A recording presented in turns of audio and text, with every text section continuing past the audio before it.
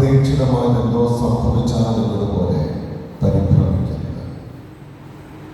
നമ്മുടെ ജീവിതത്തിലെ ചില തകർച്ചകൾ, പെട്ടെന്നുണ്ടാകുന്ന ചില വേദനകൾ ഒക്കെ വരുമ്പോൾ അപ്രതീക്ഷിതമായി എന്തോ സംഭവിച്ചാലെന്നതുപോലെ പരിഭ്രമിച്ചു പോകരുത്. കർത്താവിൻ്റെ പീഡാസഹനത്തിൽ പങ്കുചേരുന്നതിന് സന്തോഷിക്കുന്നത്, അവൻ്റെ വേദനകളിൽ പങ്കുചേരാൻ നമുക്ക് അവസരം തരുന്നത് അതിന് പരീക്ഷയാണ്. ഈ പരീക്ഷണത്തിൽ നീ വിശ്വാസത്തിൽ ഉറച്ചു നിൽക്കുന്നുവോ എന്ന് ദൈവം നോക്കുക. അതുകൊണ്ട് തന്നെ പരിഭ്രമിച്ചു പോകരുത്, പെട്ടെന്ന് വീണു പോകരുത്, വിശ്വാസത്തിന് തകർച്ച സംഭവിക്കരുത് എന്ന പത്രോസ് അപ്പോസ്തലൻ നമ്മെ ഓർമ്മിപ്പിക്കുന്നുണ്ട്. അതോടൊപ്പം അദ്ദേഹം നമ്മളോട് പറയുന്ന മറ്റൊരു കാര്യം, ദൈവത്തിന്റെ ദാനം സമർത്ഥമായി നിങ്ങൾക്ക് ലഭിച്ചിട്ടുണ്ട്. ദൈവത്തിന്റെ ദാനം ലഭിച്ചത് ഉത്തമനായ കാര്യസ്ഥനെന്ന നിലയിൽ മറ്റുള്ളവരുടെ നന്മയ്ക്ക് വേണ്ടി ഉപയോഗിക്കുക.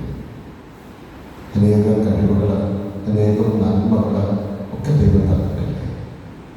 മറ്റുള്ളവരുടെ നന്മയ്ക്ക് വേണ്ടി, പൊതു നന്മയ്ക്ക് വേണ്ടിയിട്ടാണ് ഞാൻ എൻ്റെ ദാനങ്ങളും കഴിവുകളും ഉപയോഗിക്കുക.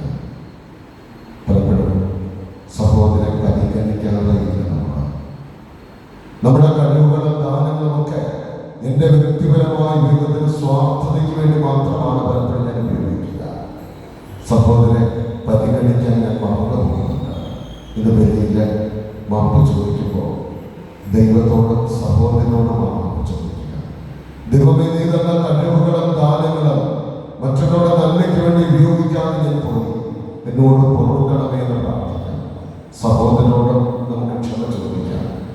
ദൈവം തന്ന കഴിവുകളും നന്മകളും നിങ്ങളുടെ നന്മയ്ക്ക് വേണ്ടി ഞാൻ ഉപയോഗിക്കാതെ പോയി, തമ്പുരാനെ പൊറുക്കണമേ എന്ന് വേണ്ടി പ്രാർത്ഥിക്കാം.